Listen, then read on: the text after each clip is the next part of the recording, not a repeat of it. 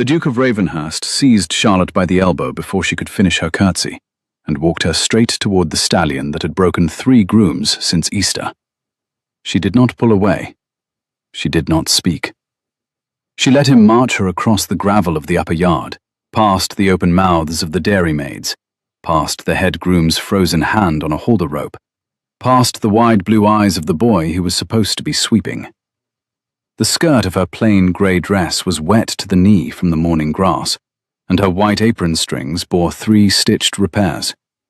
Her pale gold hair had escaped its pin near the temple, and the loose strand brushed her cheek as he marched her forward. She was 26 years old, ivory-skinned and travel-weary, and she did not look like a woman about to be humbled.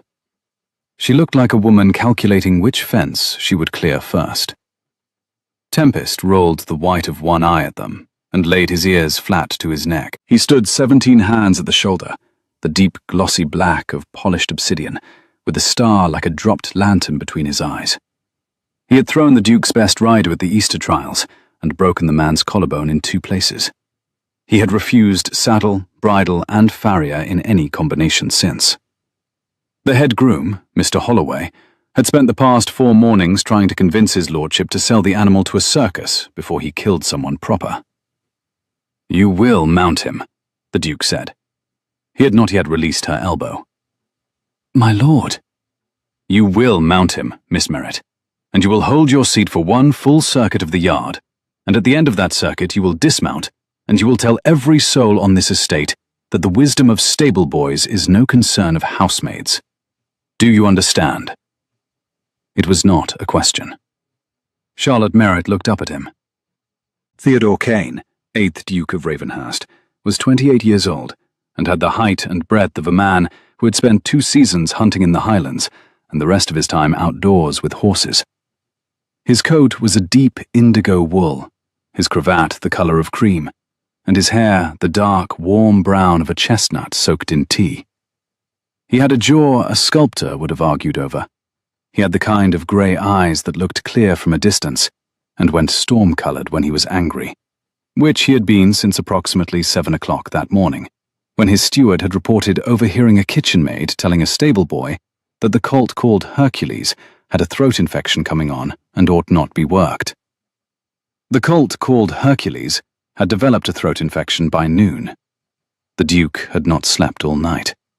He had paced his library at dawn. He had decided that whatever the maid was, she was not staying in his household to make a fool of his stablemaster and his head farrier and his master of horse, all of whom he paid handsomely to know more about his animals than a girl with a scrubbing pail. He had decided to humble her in the only currency she appeared to traffic in. He had not slept enough to think the plan all the way through. "My lord," Charlotte said again, and her voice was not the voice of a woman about to make a scene. It was a low, quiet voice, almost gentle, with a clean Yorkshire vowel beneath the polish.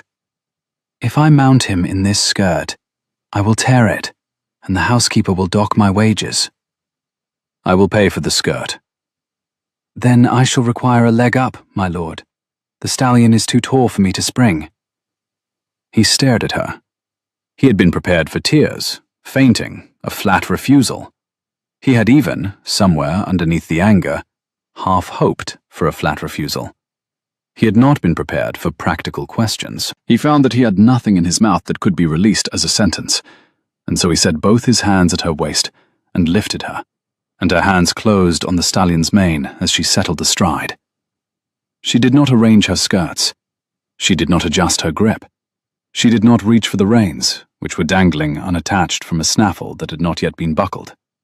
She simply settled her weight, all 8 stone of it, into the small of the great black animal's back, as if she was settling onto a chair by the kitchen fire.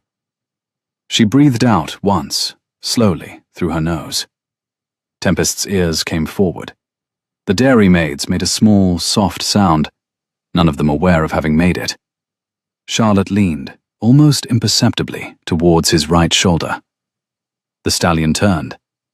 He walked. He walked the perimeter of the upper yard at a measured walk that any drilling sergeant would have wept to see, his great black neck arched, his ears twitching at the rhythm of her quiet body. She made a click with her tongue at the cobbles. He picked up a long-paced trot. She closed her left knee a hair tighter. He balanced. She drew the smallest breath. He halted, exactly at the Duke's boots, and lowered his head, and breathed warm into the Duke's lapel. Charlotte slid down. Her skirt did not tear. She had taken it up neatly under her sash before he had even thought to look. She handed him the strand of mane she had been holding, the way a child hands a sweet wrapper to its mother. "My lord," she said, "I beg leave to return to my duties. The first floor still wants polishing, and cook will be looking for me at past. She curtsied. She walked, exactly as straight-backed as she had walked out, towards the kitchen door. The Duke of Ravenhurst stood in the cold spring sunshine with the breath of his unridable stallion soft on his cravat, and watched her go, and discovered that the burning sensation under his collar was not anger anymore. He could not, just at that moment, identify what it had become. Mr. Holloway found his voice first. The head groom asked, very carefully, whether his lordship would like the stallion put up. The Duke did not answer. He set his hand on Tempest's neck instead. The stallion did not flinch. The stallion, in fact, leaned slightly into the touch, the way a hound leans against a knee. The Duke had owned him for 2.5 years, and the stallion had never leaned into anything in his life. The Duke recovered himself enough, after a long pause, to issue 2 quiet instructions. He wanted every account of every household servant hired in the last 12 months brought to his study before luncheon. He wanted not a word of this in the village. The head groom looked at the dairymaids, who were already vanishing back into the dairy with the hectic energy of women who had a great deal of news to deliver before the bells rang noon. He looked at the wide-eyed sweeping boy. He looked at the kitchen door, which had just closed behind a small, straight-backed maid in a wet grey dress. He inclined his head, with the gentle resignation of a man who had been managing horses for 40 years and had accepted, several decades ago, that he could not manage gossip, and undertook to do what he could. Cook did not shout. Cook never shouted. Cook simply set down the wooden spoon with which he had been beating eggs and looked at Charlotte over the rims of her spectacles for the precise length of time required to make a kitchen of 7 people go entirely still. She informed Charlotte, in her most measured voice, that there was a story being told in her still room which she did not propose to repeat in front of the undercook. There was a further story being told in the dairy, which had already reached the pantry and the laundry, and, as of 3 minutes ago, the gardener's boy. There was a third story coming up the back corridor on the legs of Mrs. Thane the housekeeper, and Mrs. Thane the housekeeper, Cook observed, was not a woman she proposed to keep waiting. Charlotte stood with her hands folded over her apron and her eyes a polite half-inch above Cook's left shoulder. She replied, levelly, that his lordship had asked her to ride a horse. She had ridden the horse. She had come back to polish the first floor.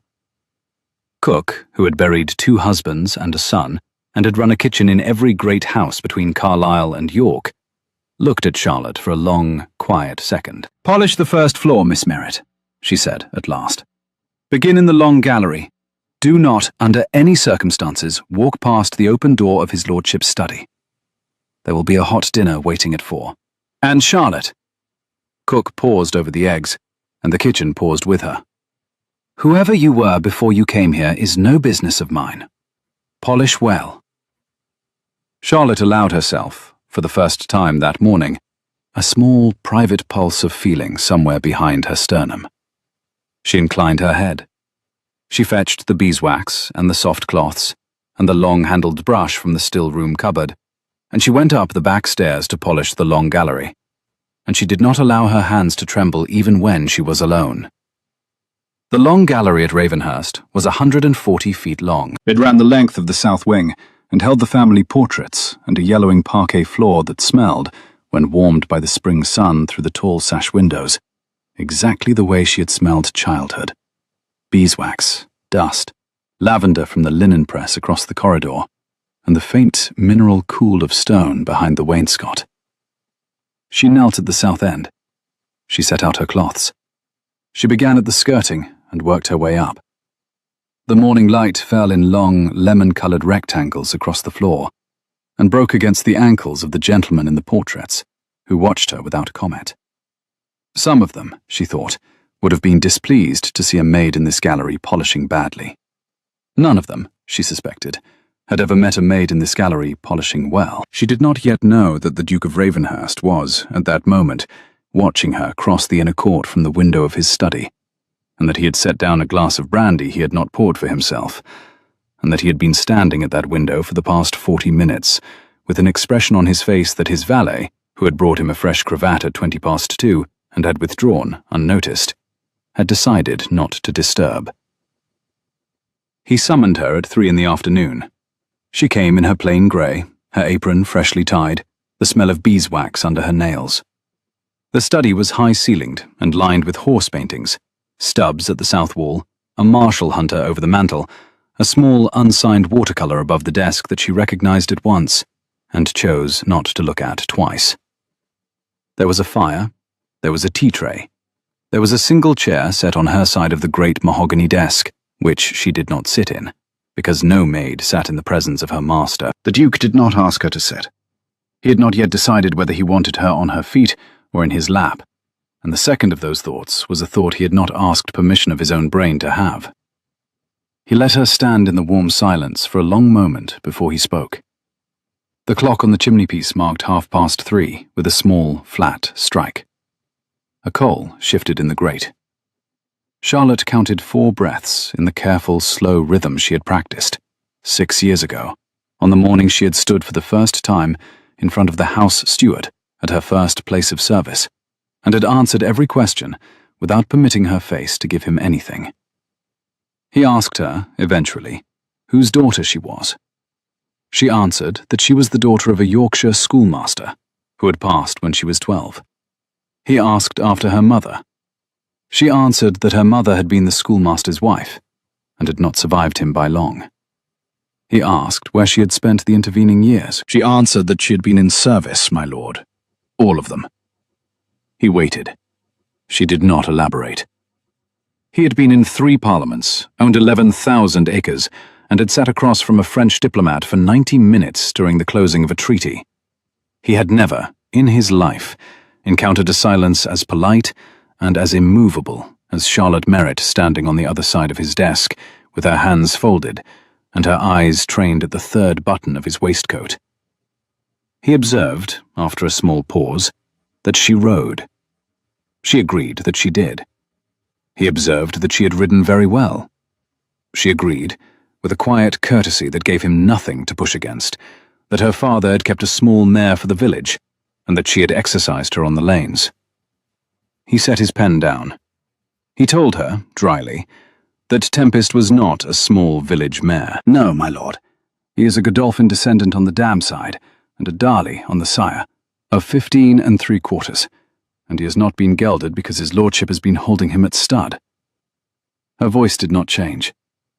He is also currently underweight in his hindquarters, because he is being worked at full ration on cracked corn, my lord, when he has the digestion of a thoroughbred, and ought to be on bran mash twice a week, and rolled oats only thereafter. But I imagine your stable master is aware. The Duke set his pen down very carefully on its tray. Miss Merritt. My lord. That is not the answer of a Yorkshire schoolmaster's daughter. It is the answer of a woman who has paid attention, my lord. It is the answer, the Duke said, of a woman who is trained on Newmarket Heath. She did not answer. Miss Merritt. My lord, I beg you will let me return to my duties. The 3rd floor has not been done since Lady Day. You will answer me. I have answered you, my lord. I have answered every question you have asked. If your lordship would put me a different question, I will answer that one as well. The Duke leaned back in his chair. His eyes had gone the colour of a sky just before rain.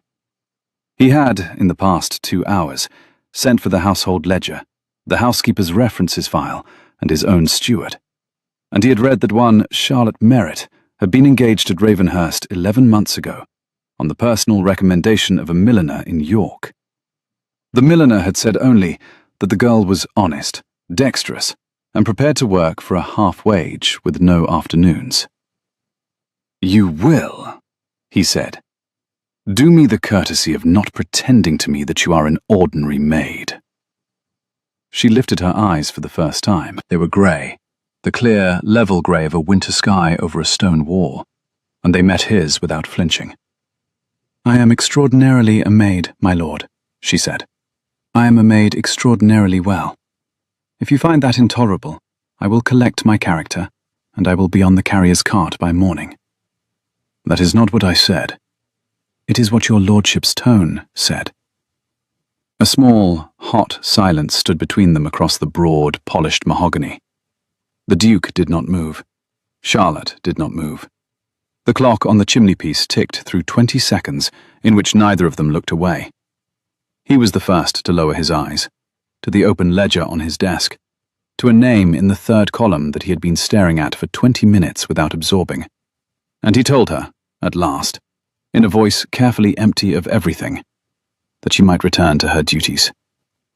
She curtsied. She withdrew. The door shut very softly behind her, and the Duke listened to the soft retreat of her steps along the long, carpeted gallery for as long as he could distinguish them, and then, somewhat longer. And then he set both hands flat on the desk and bowed his head. The Duke of Ravenhurst sat for a long time looking at the painting above his desk, which was a watercolour his old master, the late Henry Merritt of Newmarket, had given him on the occasion of his first colt to a winning post. It was a study of a dappled grey foal with a white star, drawn from life in a north paddock at first light. The signature in the corner was a child's looped C, Merritt. His master had had a niece. He remembered her now. He had met her once when she had been 12 years old and serious, in a pinafore with horsehair on the cuffs. He sat with his hand over his mouth, and the cold spring afternoon went very slowly past his window.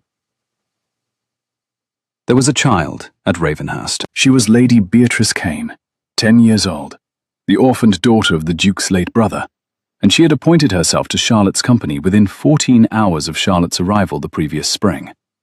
She had been deposed, briefly, when her cousin discovered the friendship, and ordered her governess to keep her at her French verbs in the mornings. She had been reinstated within a week, because Lady Beatrice Kane, at 10 years old, already had the political instinct of a duchess, and the persistence of a pony with an unbarred door. She found Charlotte in the long gallery at 4:30, with the polishing cloths. She had ridden Tempest, Beatrice announced, without preamble, without greeting, the way she announced most things. She would not be told otherwise, since the second housemaid had told the first housemaid, and the first housemaid had told Miss Pritchett, the governess, and Miss Pritchett had told the boot boy, and the boot boy had informed Lady Beatrice at 12 minutes past noon. Charlotte said quietly that she had been instructed not to speak of it. Beatrice asked by whom. Charlotte said by Mrs. Bickle. Beatrice waved this aside as a matter of the gravest unimportance. Cook did not signify.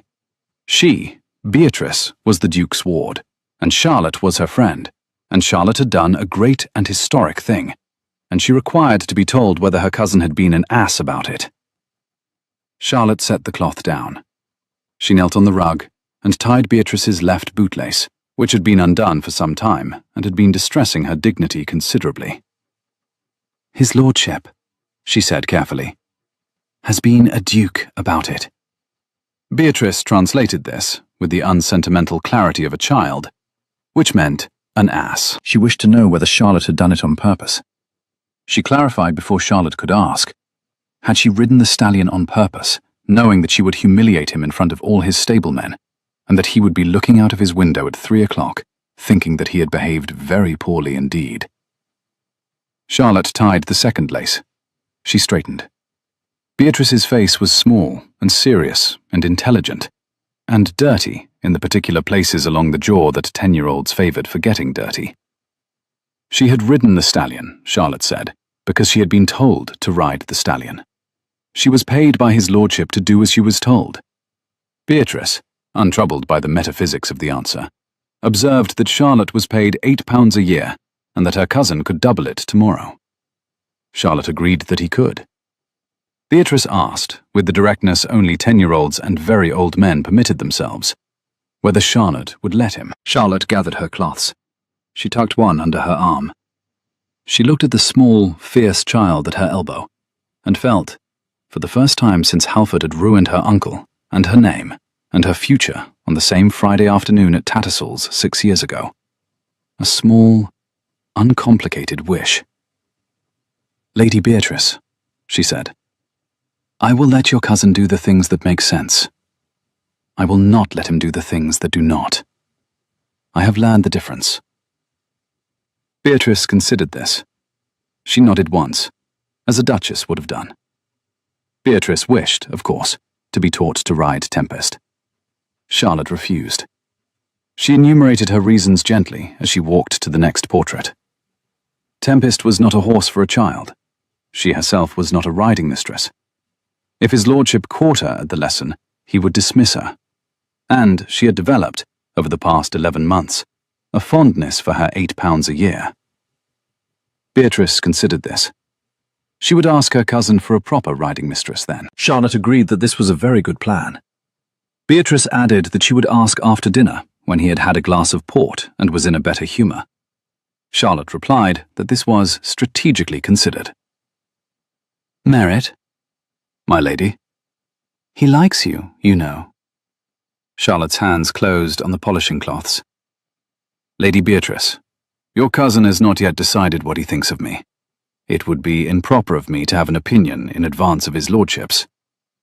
"He likes you," said the small, dirty, serious child, "because he could not stop looking out of the window for the whole morning."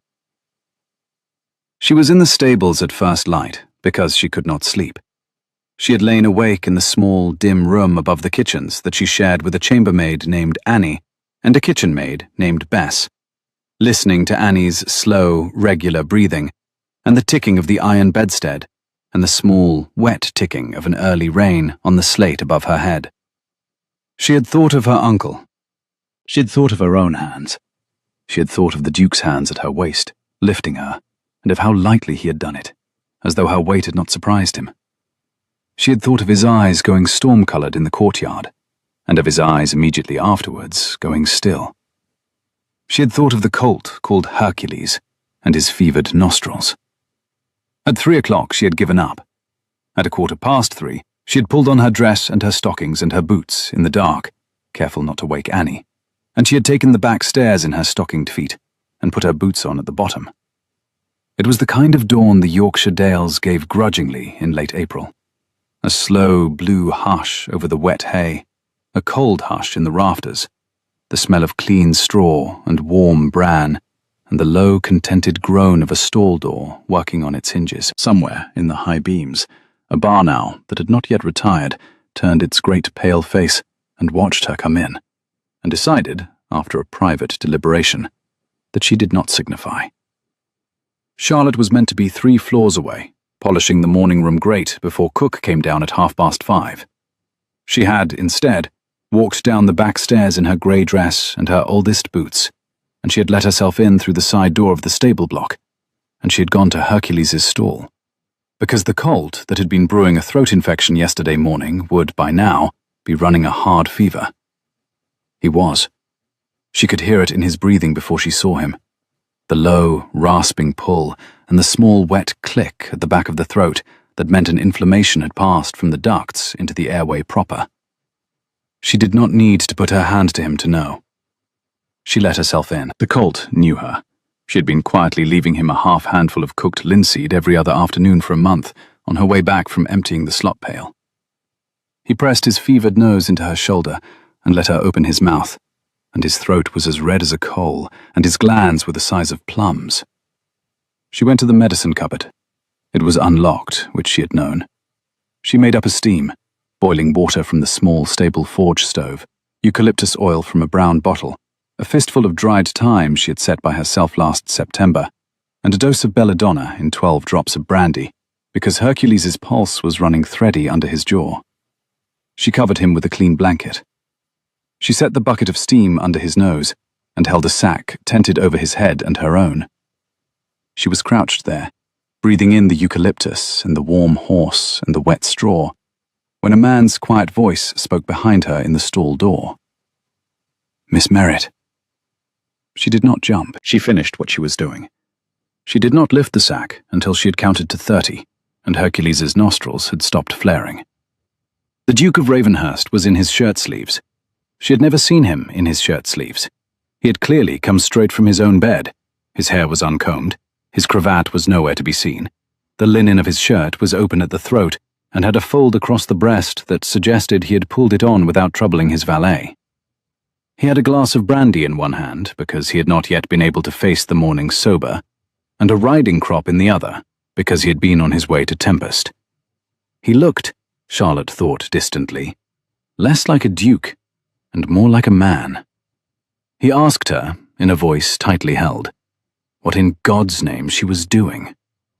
She told him, evenly, that she was steaming Hercules. The colt was running a throat infection, the same one she had mentioned to the stable boy the previous morning. He observed that she was dosing his colt with belladonna. She agreed that she was. 12 drops in a spirit base. The colt would not feel it. He was 200 guineas of thoroughbred running a 40-degree fever, and the alternative was calling out the farrier surgeon at Beverley, who was 90 minutes ride away and would charge a guinea besides. The Duke set the brandy glass down, very deliberately, on the corn bin lid. He asked her where she had learned to compound a steam from eucalyptus, brandy, and 12 drops of belladonna. She did not answer. He asked her again. The lamp on the wall guttered briefly in the cold draught from the open stable door. Hercules's breathing, under the steam, had begun to ease. The Duke did not move. She straightened. She set the empty bottles back into the medicine cupboard. She closed the cupboard. She turned to face him in the dim blue light of the stable lamp. "At Newmarket, my lord," she said. "On the heath, in the spring of the year that I was 15. From a man who had been compounding it for 40 years, and who had used the same compound on a Derby winner the year before they took his name out of the books, as you very well know." The Duke of Ravenhurst put his hand against the door jamb. He breathed in once, slowly. He looked to Charlotte, very much like a man who had ridden through a long night to arrive somewhere he had not expected. He said, after a careful interval, that Henry Merritt had been his master. She agreed.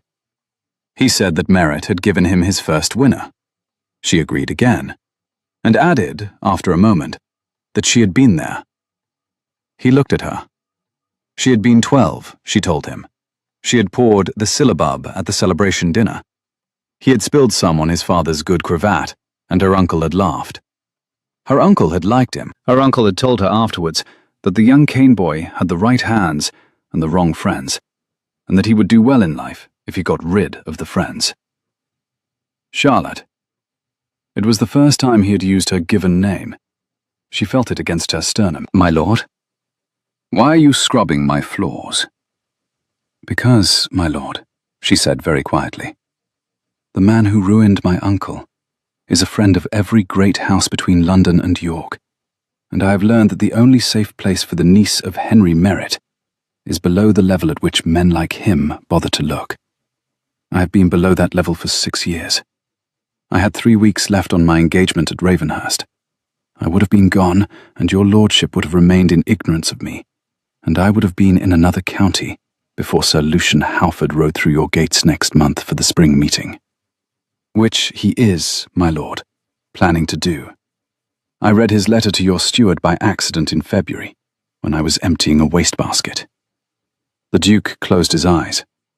When he opened them, he had set the riding crop aside, and he had stepped fully into the stall, and he had taken her cold hand in his warm one, as if it were a thing he had been intending to do for a long time. He told her, with the simplicity of a man who had been working a sentence over for several hours and had, at last, hit upon its plain form, that she would not be on the carrier's cart by morning. She tried once to interrupt. He did not let her. "She would not be on the carrier's cart by morning," he repeated, "and she would not be in another county by spring, and she would not be below the level at which men like Halford bothered to look, ever again, for one further day." She tried to tell him he did not understand. He told her, with a small, dry deliberation, that he understood very well, that the previous morning he had lifted his master's niece onto a stallion for the express purpose of humiliating her in front of 7 of his servants, and that he had been awake since 2 o'clock that morning, trying to compose the apology he was about to pay her. She began to say that he owed her no apology. He cut her off, gently. He owed her, he said, an apology of considerable size. The cold Hercules snuffled into his sleeve. The Duke did not move his hand from hers. He asked her, after another long pause, whether she would take charge of his stables. She refused without hesitation. She was not a man, she told him, and his stablemaster was, and the day he put a maid over a man in the stable yard was the day Mr. Holloway resigned his place and wrote a letter to the sporting magazine that would ruin them both. He asked then, under what terms she would stay. She looked at him. She looked at the dawn light coming pale and blue through the high stable window. She looked at her own hand, which was still in his, and which she did not particularly wish to remove. "Under the terms," she said, "of a salaried stable assistant, my lord. Openly.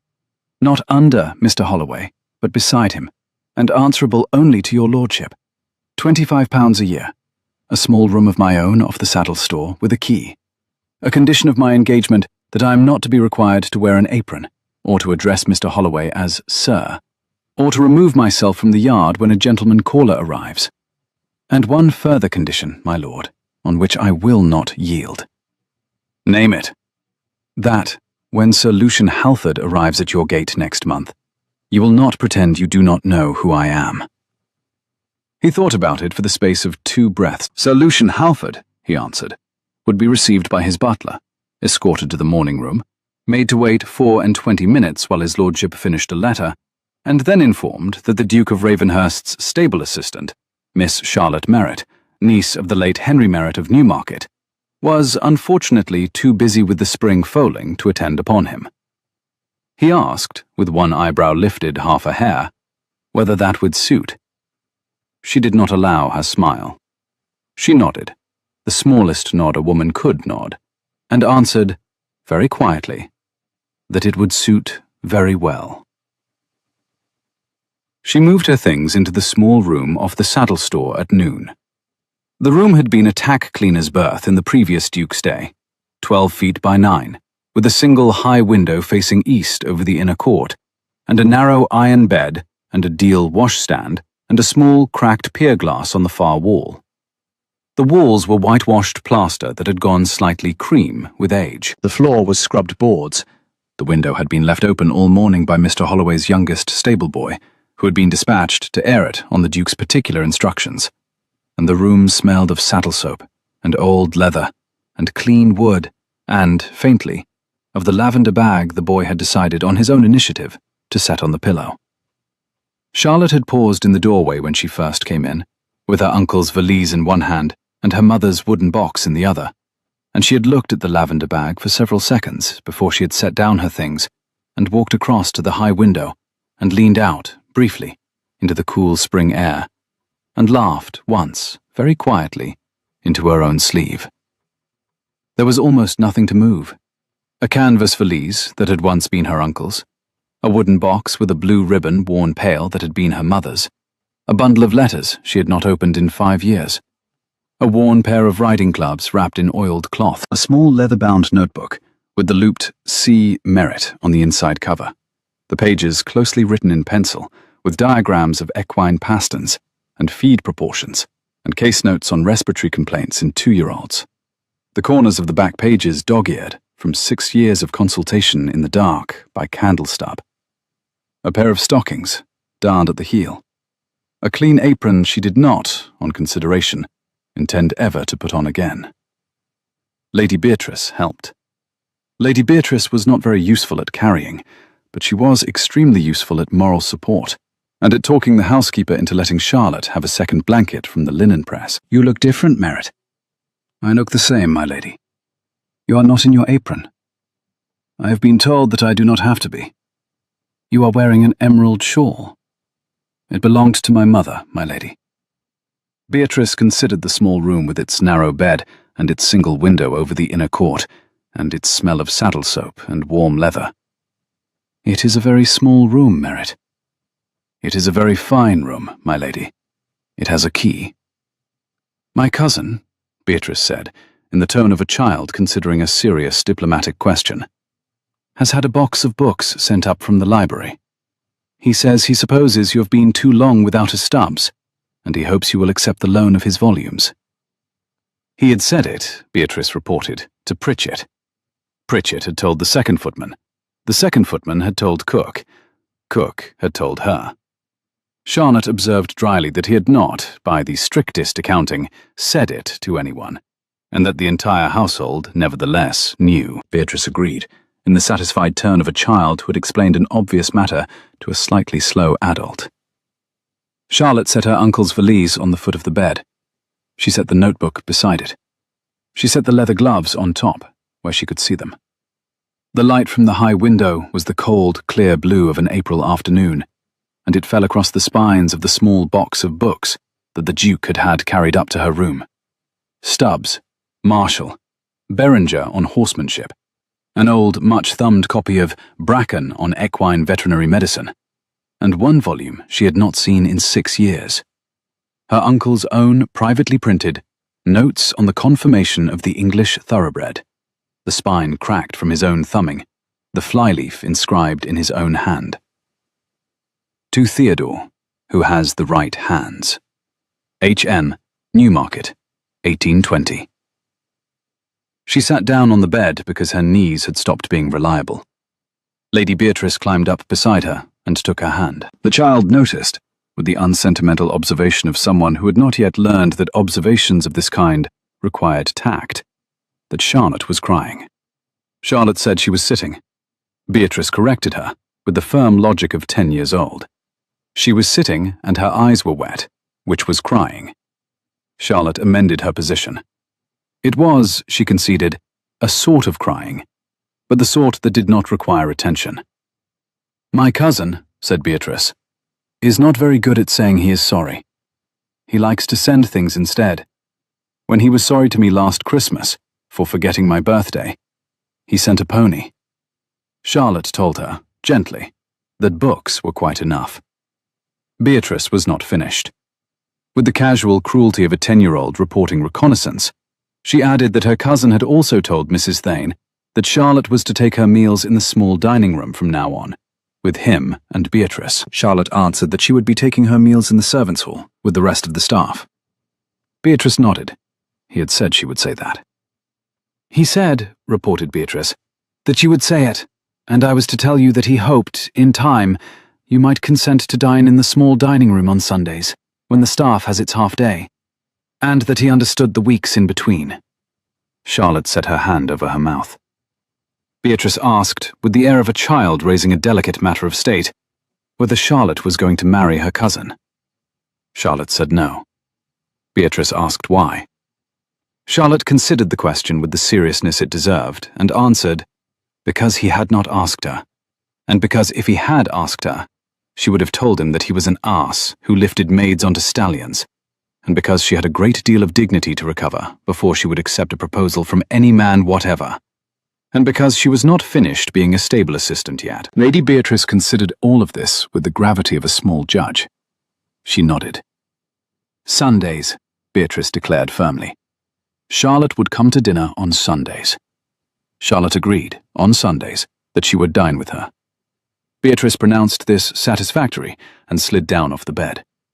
She would now, she announced, go and tell her cousin that Charlotte had accepted, on the condition that he was not an arse, and she walked out of the room in the considered, head-up manner of a small ambassador delivering a treaty. The door closed. Charlotte sat for a little while longer, with her hand on her uncle's notebook, and her mother's blue ribbon under her fingers, and her own private reflection that there were considerably worse things in the spring of one's 26th year than to be reinstated. 3 weeks later, the carriages began to arrive for the spring meeting at Raisby. Raisby was 40 miles south. It was the third great horse fair of the spring season, the one at which serious breeders compared serious stock and serious money was placed on serious wages, and the one to which Sir Lucian Halford had been issuing his letters of intent since the beginning of March. The Duke had, at Charlotte's request, kept his promise. Halford had been received in the morning room. Halford had been made to wait. Halford had been informed that the Duke's stable assistant was occupied. Halford had ridden away. Halford had then, 4 days later, written a public letter to the Sporting magazine, informing the readership of England that the Duke of Ravenhurst had taken an unusual interest in a particular kind of stable hand. The Duke had read the letter at breakfast. He had set down his tea. He had, very calmly, asked Charlotte whether she would do him the honour of accompanying him to Raisby in the capacity of his stable adviser, in such dress as she felt comfortable, on such terms as she herself would set. Charlotte had said yes. She had borrowed nothing. She had owned, in a small trunk at the bottom of her uncle's old valise, one riding habit. It was deep emerald green, cut high at the throat, military at the shoulder, narrow at the waist, and full at the skirt. And it had been made for her by her uncle's wife the spring before her uncle's last meeting at Tattersall's, when Charlotte had been 17, and had been intended, briefly, for a season in London. She had not worn it in 9 years. She had aired it 3 times by the backstairs window the week before, in the cold spring air, until the smell of cedar shavings had given way to the smell of green grass. She had let down the hem 1/2 an inch, with stitches no governess would have praised, but no horse would have noticed. She had pinned a small jet brooch at the throat that had also been her mother's, and she had stood in front of the small square of looking-glass nailed to the back of her wardrobe door, and she had not, for a long, careful moment, been entirely certain who was looking back at her. The fairground at Raisby was set in a long green meadow on the south side of the village, ringed by hawthorn hedges that were just into their white May flower, with the auction ring at the centre, and a grand stand of weathered oak at the north end, and a refreshment booth, and a small brass band, and the canvas tents of 6 breeders stretched along the eastern hedge. The sky was the cool, clean blue of a morning that intended to behave itself. The grass underfoot was springy from the night's rain. The air smelled of clean horses and hawthorn, and the warm sugar of the booth's cakes. There were perhaps 300 people on the ground, most of them men, most of them in dark coats and high boots, most of them carrying riding crops, as if a riding crop was an item one ordinarily required at an outdoor breakfast. There were perhaps 30 women, of whom 4 had any business with the horses, and the rest were ornamental, and Charlotte registered each of these, briefly, the way a soldier registers cover before crossing a street. She walked into the courtyard at Raisby, on the Duke's arm, at 10:30 on a cold, bright Friday morning in May, and the small cluster of breeders who had been gathering by the auction ring went quiet in patches, the way grass goes quiet when a hawk crosses. Sir Lucian Halford was at the rail. He was 48 years old, and exceptionally good-looking in the way that a winter wolf is good-looking. Narrow, polished, exact, with very pale grey eyes and very dark hair, and the particular elegance of a man who had spent a great deal of money for a long time on not being mistaken for anyone else. He wore midnight blue. His cravat was edged in silver. He was holding a riding crop with one gloved hand and the price catalogue with the other, and he had been laughing at something a fat squire on his left had said when he saw the Duke walking towards him with Charlotte Merritt on his arm. The laugh stopped. "Ravenhurst," he said. "Halford. You have brought your stable adviser." "I have." "How extraordinarily egalitarian of you." "I find," said the Duke, with a polite small smile that did not reach his eyes, "that egalitarian arrangements yield superior livestock." Charlotte released the Duke's arm. She walked past Halford without looking at him. She walked along the rail of the auction ring, where a colt was being shown by a heavy-set groom with a strap arranged across the animal's withers in a manner that any honest dealer would have recognized within 12 seconds. She stopped opposite the colt. She rested her gloved hands on the rail. She studied him for the slow count of 4. She turned her head 1/4 of an inch and said, in a voice not raised, but pitched to carry exactly to the gentleman beside her, who was the buyer, "Sir, you might ask the gentleman to remove the strap." The strap, miss? Across the withers, sir, under the saddle pad. It is keeping a small swelling from your eye. It is the swelling I should examine before I bid. The buyer was a wealthy farmer from Lincolnshire by the name of Mr. Endersley. Mr. Endersley had 8,000 a year and a deep distrust of London horsemen. He looked at Charlotte. He looked at the colt.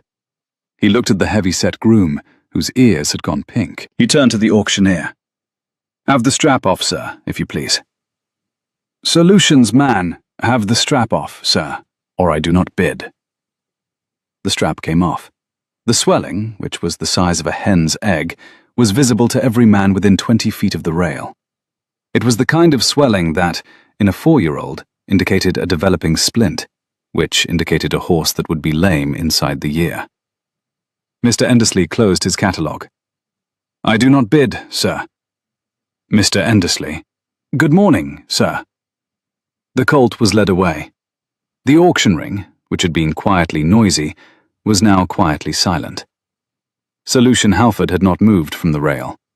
He was looking at Charlotte the way a man looks at a glass he has dropped, and which has, against probability, refused to break. He stepped towards her. "Miss Halford." The Duke had not moved either, but his voice cut across the air between them like a blade across leather. "I should like a private word with you, sir, in the course of the morning, by the South Paddock, at your convenience. I shall wait." Halford's eyes did not leave Charlotte's face. "Ravenhurst. At the South Paddock, sir." A small, white silence. Sir Lucian Halford bowed, very slightly, in Charlotte's direction. He turned and walked towards the South Paddock. Charlotte released the breath she had not, in the past 4 minutes, allowed herself to take. "Miss Merritt." "My lord." "That was beautifully done." "Thank you, my lord." "Will you walk with me to the colt sales?" "In a moment, my lord." She rested her gloved hand, briefly, on the rail of the auction ring. The wood was warm under her palm with the morning sun. She breathed. She steadied. She thought, distantly, of her Uncle Henry, who had taught her to spot a strap and swelling with the patience of a man teaching a daughter to read, and of the Friday afternoon at Tattersall's 6 years ago, when the same Sir Lucian Halford, with the same gloved hand, had pointed at a bay colt and announced to a crowd that the horse was sound, and had then collected his commission, and had ridden home, and had written a letter to a magazine that had ended her uncle's career, and broken her uncle's heart, and put her, Charlotte, into a kitchen pantry within a month. She had been 20 years old. She put her hand through the Duke's arm. She told him, without looking at him, that she would now like to walk to the colt sales. He glanced down at the gloved hand resting on his sleeve, and observed, very gently, that it was shaking. She agreed, in a voice that did not change, but it was, and that it would not be shaking for very much longer. He set his other hand briefly over hers, the way a man steadies a flag in a small wind, and told her to take what time she needed. She thanked him with a half incline of her head. Halford caught her in the hour before the dinner bell. She had stepped away from the auction ring to find a glass of water at the small refreshment booth that had been set up by the grandstand. The Duke had gone to greet an old friend from Cambridge and had been delayed by the fat squire, who had cornered him about a brood mare.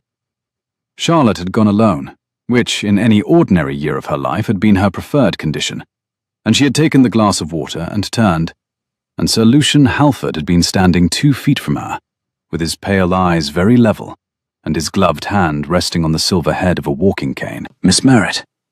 "Sir." "You have grown up." "It is an unavoidable consequence, sir, of time."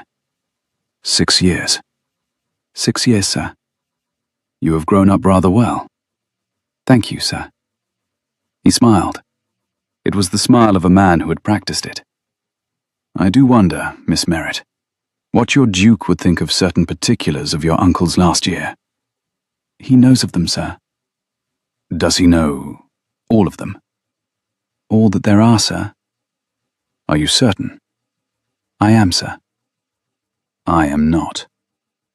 She set the glass of water down on the booth. She did not turn her body away from him. She did not look down. She had spent 6 years cleaning grates and emptying chamber pots and sleeping in attic rooms with 3 other women, and she had used those 6 years for several useful purposes, of which one had been the slow, patient, meditative practice of not allowing her face to register in the presence of men like Sir Lucian Halford. "Sir," she said, "your concern for my uncle's posthumous reputation is touching. It is also 6 years overdue. If your lordship has anything material to add to the public record on the events at Tattersall's in the spring of 1820, I suggest you write a letter to the sporting magazine, as you so successfully did before." "Miss Merritt." "Sir, I could finish you with a sentence." "Sir," said Charlotte, "you finished me with a sentence 6 years ago. I have, since then, become quite difficult to finish." "Miss Merritt." It was the Duke. He had stepped between them, quietly, the way a horseman steps between 2 animals who are working themselves up to bite.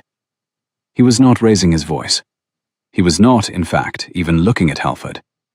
He was looking at Charlotte. "Miss Merritt, I have come to see whether you have eaten." "I have not, my lord." "I thought as much. Halford, if you will excuse us." "Ravenhurst! Halford!" The Duke did look at him then. "A word, sir, in private." "My lord, a word, Halford." "By the south paddock, as I said." A small, brittle silence. Then Halford bowed, the smallest correct bow of a man who had been cornered in his own preferred clearing, and stepped back. The Duke did not move until Halford had walked out of earshot. He turned. He took Charlotte's gloved hand. He lifted it briefly to his lips, in front of the small, interested crowd around the refreshment booth, and pressed a kiss against her knuckles. And the small, interested crowd became a small, enthralled crowd. And Charlotte Merritt felt, for the first time in 6 years, that she was not alone with what she had been carrying. He told her, quietly, that he was about to go and have a very direct conversation with Sir Lucian Halford, and that he would prefer she not be present for it. She tried to object. He told her it would not take long. She asked what he would say. He laid out his answer in the slow, careful tones of a man who had drafted it in his head 3 times that morning and intended to deliver it whole. He would tell Halford that the events of Tattersall's in the spring of 1820 were now under review by himself and by Lord Ashbury and by the Marquis of Bourne, all 3 of whom had written letters this past week at his request. He would tell Halford that the sporting magazine would be receiving a counter-statement in the next issue, signed by all 3. He would tell Halford that the next time he spoke her uncle's name in public, he had better be prepared to say it under oath. And he would tell Halford that the next time he addressed Charlotte in a corner of any horse fair in England, he would be answering to the Duke in the morning, with pistols. "My lord." "Charlotte, do you understand me?" "Yes, my lord." "Eat. I shall be back in 20 minutes. He went. Charlotte sat down at the small wooden table by the booth. She put her hands flat on the cold pine planks to stop them shaking. She watched the Duke walk across the green grass towards the south paddock, with the long stride of a man who had been about to do something for a very long time, and had finally been given the license to do it. 20 minutes later, he came back. Sir Lucian Halford had left the meeting and was already in his carriage, and the carriage was already on the London road. The Duke held out his arm. "Miss Merritt?" "My lord?" "Will you walk back to the inn with me, through the meadow, the long way?" She put her hand through his arm. They walked through the long meadow that lay between the fairground and the inn, which was a quarter of an hour by the cart road and a half by the field path.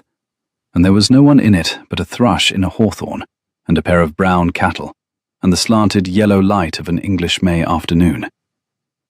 Charlotte did not speak for the first half of the walk. The Duke did not press her. At the kissing gate that opened onto the meadow proper, she stopped. She told him, quietly, with one gloved hand on the wooden gate bar, that she had been quite calm all morning, and that she found, now, that she was about to stop being calm. He told her, without hurry, that this was permissible.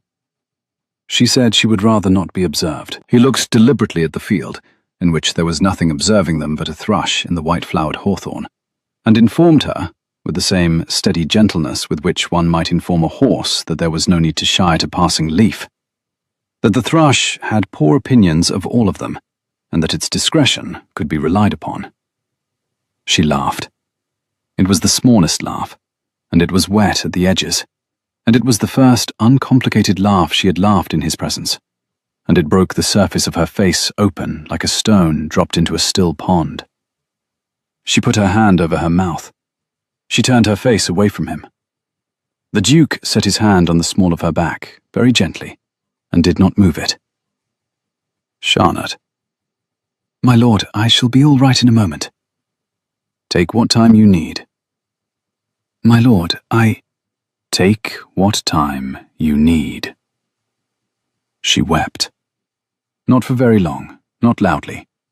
Just the slow, steady weeping of a woman who had been holding a thing for 6 years, and had set it down at last, and discovered, on setting it down, that she had not been aware of how much it had weighed. The Duke did not speak. He did not pull her into his arms. He did not produce a handkerchief at her, or recite her any speeches. He stood beside her at the kissing gate, with his hand on the small of her back, and he kept his hand there for the precise duration of her weeping, and not 1 second past it. When she stopped, she stood very still. My lord, Charlotte, I should like you to understand something. Yes. I am not crying because of Halford. No. I am crying because for 6 years I have been doing this without anyone behind me, and I had got rather used to it. And what I am finding this afternoon is that I am not as accustomed to it as I had supposed. Charlotte. My lord. He turned her, very gently, to face him. Miss Merritt, Charlotte, I want you to come home with me. My lord, not as a servant, not as a project, not as a matter on which my conscience requires repair, although it does.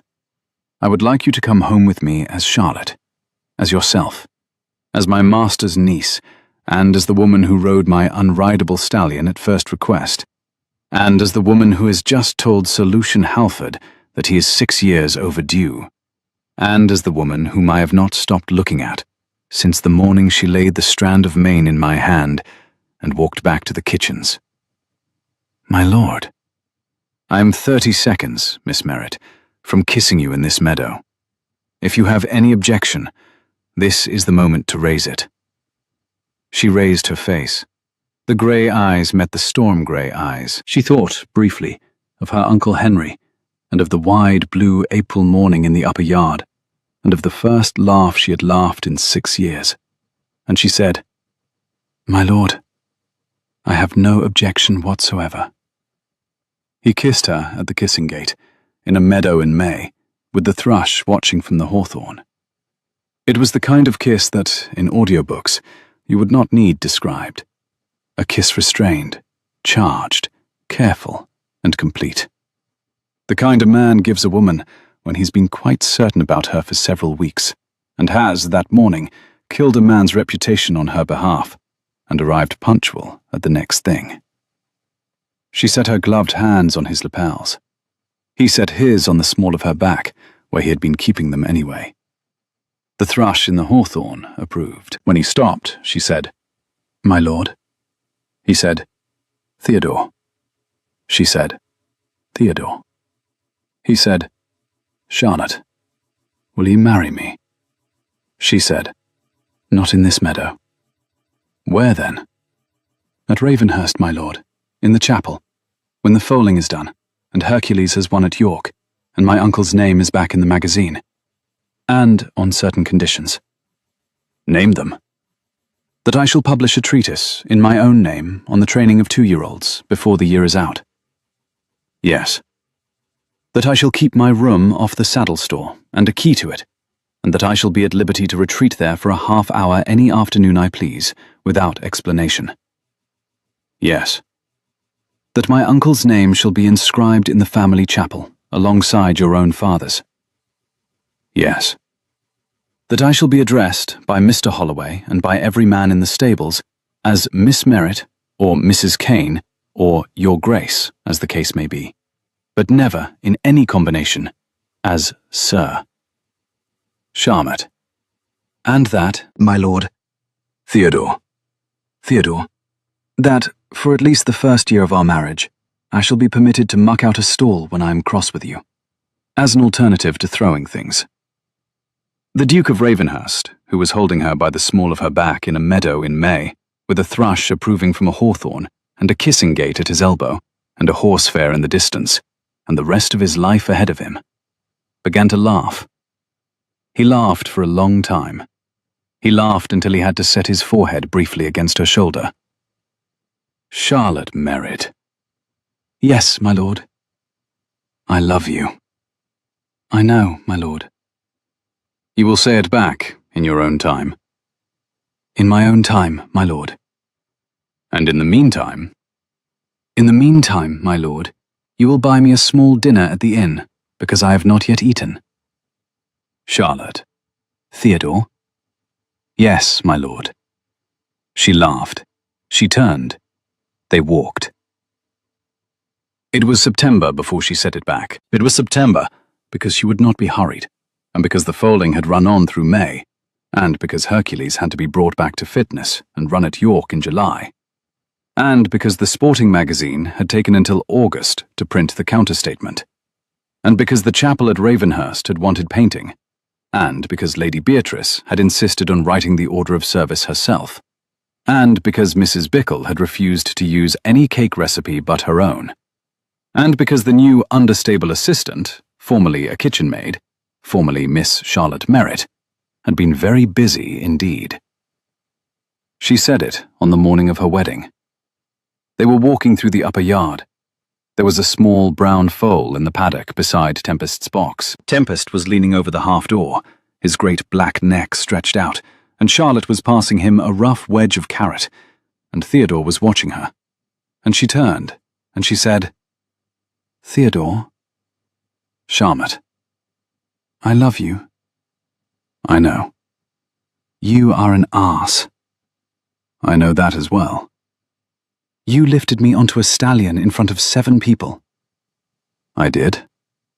You may consider yourself, she said, humbled in perpetuity. He laughed.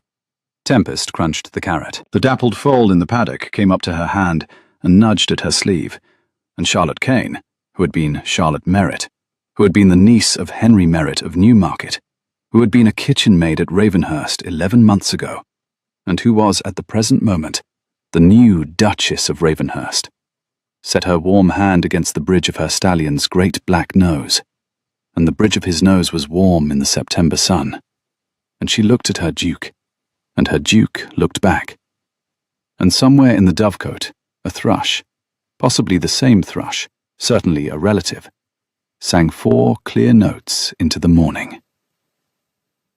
Mr. Holloway, watching from the doorway of the saddle store, took off his hat and held it against his chest, and said very softly to the small dappled foal who had wandered up to his elbow, "Aye, there she is." If you have ever been the woman the world overlooked, who knew exactly what no one had bothered to ask you, if you have ever quietly fixed something a far better paid man had missed, and walked away, and let the credit fall where it would, Charlotte's morning in the upper yard is for you. Tell me your favorite line in the comments. Was it the moment she went still in the saddle, or the Duke standing in his shirt sleeves at the stable door at first light? And if you would like another story like this one, you know what to do. I shall see you at the next fireside.